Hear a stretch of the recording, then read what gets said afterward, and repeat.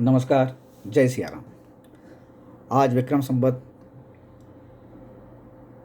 2082 द्वितीया तिथि। आज का नक्षत्र अनुराधा और योग परिग्रह और तैतिलकरण वार बुधवार। और आज हम चर्चा करेंगे देवगुरु बृहस्पति की राशि परिवर्तन को लेकर, क्योंकि आज रात तकरीबन 11:23 से जो देवगुरु बृहस्पति का राशि परिवर्तन हो रहा है बहुत अहम है, बहुत महत्वपूर्ण है। देवगुरु बृहस्पति के राशि परिवर्तन को लेकर मैं 2 वीडियो पहले ही बना चुका हूँ। एक उसका जो विश्व स्तर पर क्या असर पड़ेगा उसको लेके, और दूसरा राशियों पर क्या असर होगा।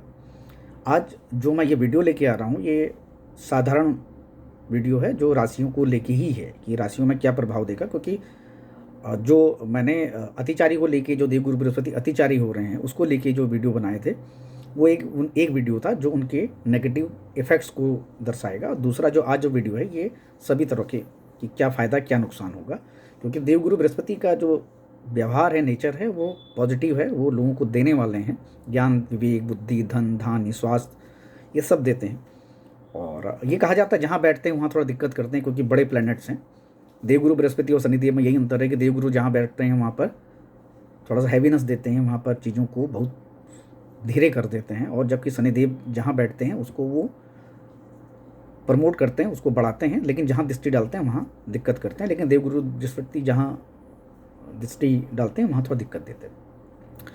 तो ये जो देवगुरु बृहस्पति का जो आज राशि परिवर्तन हो रहा है, एक तो अपने शत्रु राशि मिथुन राशि में हो रहा है, दूसरा जो है जो नक्षत्र है वो मृगशिरा नक्षत्र है, जो मंगल का नक्षत्र है, उसका तीसरे पद में हो रहा है। अभी वो वृषभ राशि में उनके दूसरे पद में आज रात में वो पद से वो तीसरे पद में चले आएंगे और राशि भी परिवर्तन कर लेंगे।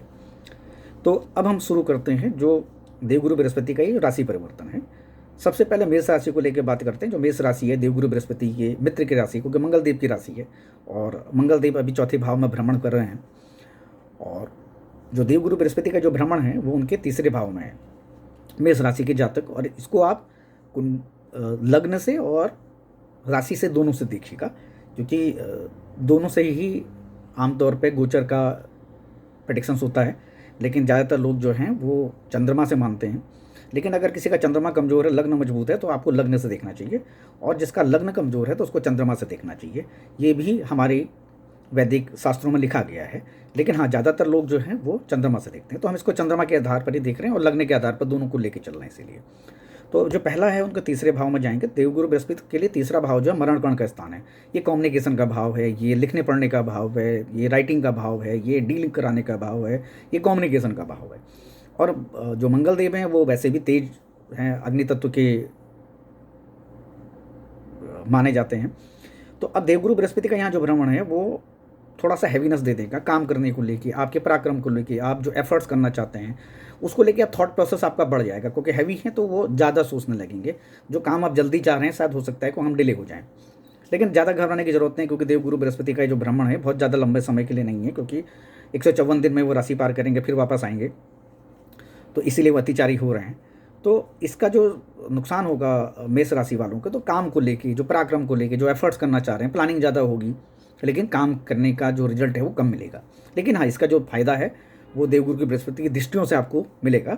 वो पहली दृष्टि उनकी पड़ेगी आपके दाम्पत्य जीवन में 7वें नंबर के भाव में, 5वीं दृष्टि पड़ेगी आपके दाम्पत्य जीवन में, और जो 7वीं दृष्टि पड़ेगी वो आपके 9वें भाव में पड़ेगी, जो सीधे सीधे देवगुरु बृहस्पति की खुद का भाव है। और उसके अलावा जो 9वीं दृष्टि पड़ेगी वो 11 नंबर के भाव में, जो धन भाव है, जो कमाई मतलब जो हम मेहनत करते हैं उससे जो मिलने वाला धन है उसका भाव है, वो बड़े भाई बहनों का भी भाव है। तो ये तो 3 भाव हैं, इसमें आपको फ़ायदा होगा। पहला होगा आपका दाम्पत्य जीवन में, दूसरा आपके भाग्य में, तीसरा आपके कर्मों से मिलने वाले धन में। तो आपकी नेटवर्किंग बढ़ सकती है, बड़े लोगों के साथ उठना बैठना हो सकता है। ज्ञान से के साथ जो लोग हैं, जो क्योंकि देवगुरु बृहस्पति ज्ञान के कारक हैं, तो ऐसे लोगों के साथ जो हायर अथॉरिटी के लोग हैं उनके साथ नॉलेज शेयरिंग हो सकती है।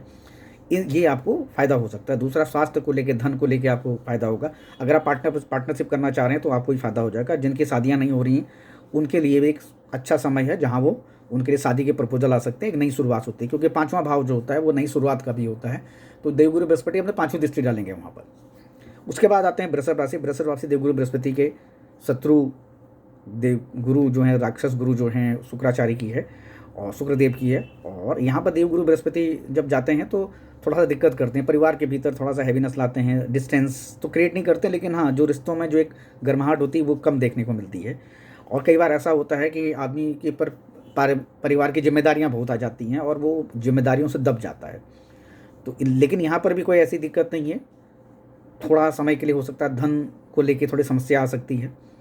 और उसके अलावा ये हो सकता है कि आपके जीवन में हाँ एक फ़ायदा आपको जो होगा वो सबसे बड़ा फ़ायदा ये होगा, क्योंकि उनकी पाँचवीं दृष्टि है सीधे सीधे आपके छठे भाव पर जाएगी। रोग ऋण कर्जे से जो आपको है उसको मुक्ति मिल सकती है। अगर आप कर्ज लेना चाह रहे हैं कहीं से तो और नहीं हो पाया अभी तक तो वो आपको उससे मिल जाएगा। और इसके अलावा जो उनकी सातवीं दृष्टि है वो आपके अष्टम भाव में है। तो इस बीच कुछ नया ज्ञान, कुछ रिसर्च से जुड़ा काम या ऐसा कोई धन जिसके लिए आपने अभी तक मेहनत की है नहीं निकल पाया, ना मिल पाया, आपने किसी को उधार दिया है वो नहीं मिल पाया, या कोई ऐसा पुराना दादा परदादा या पूर्वजों का धन जिसको आप अभी तक नहीं मिल पाया, हो सकता है कि उसका भी आपको लाभ मिल जाए।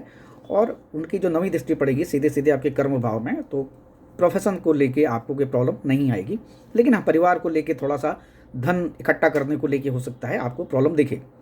और देवगुरु बृहस्पति दूसरे भावों में बहुत अच्छे नहीं माने जाते हैं, ये शास्त्रों में भी लिखा गया। अब आते हैं तीसरे नंबर की राशि मिथुन राशि पे। तो मिथुन राशि में देवगुरु बृहस्पति का भ्रमण होने वाला है और ये जो नक्षत्र है ये नक्षत्र भी मंगल का है और मृगशिरा नक्षत्र है। और मृगशिरा जो नक्षत्र है वो उसके जो स्वामी हैं, क्योंकि वो पद के तीसरे पद के स्वामी जो हैं वो शुक्रदेव हैं।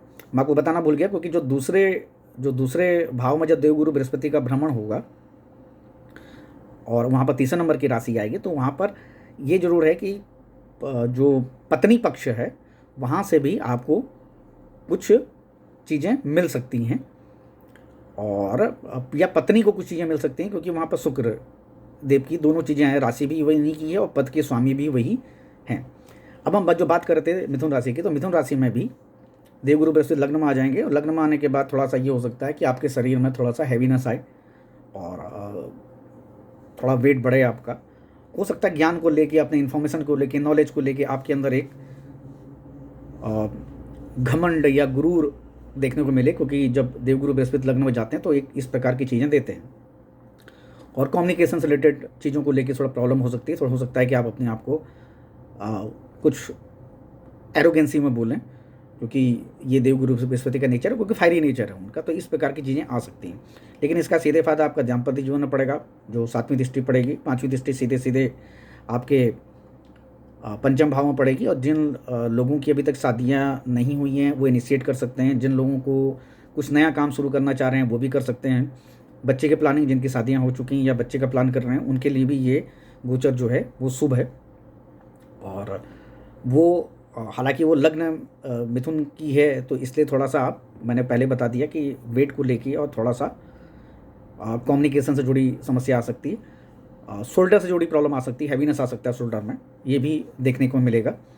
और जो पाँचवीं दृष्टि पड़ेगी सीधे सीधे उनके आपके पंचम भाव पढ़नी है, सातवीं दृष्टि उनके सीधे आपके सप्तम भाव पढ़नी है, और उनकी नवीं दृष्टि सीधे आपके नवम भाव पढ़नी है। तो नवम भाव जो देवगुरु बृहस्पति का अपना है, तो वहाँ पर आपको सुख समृद्धि धन धान्य मिल सकता है।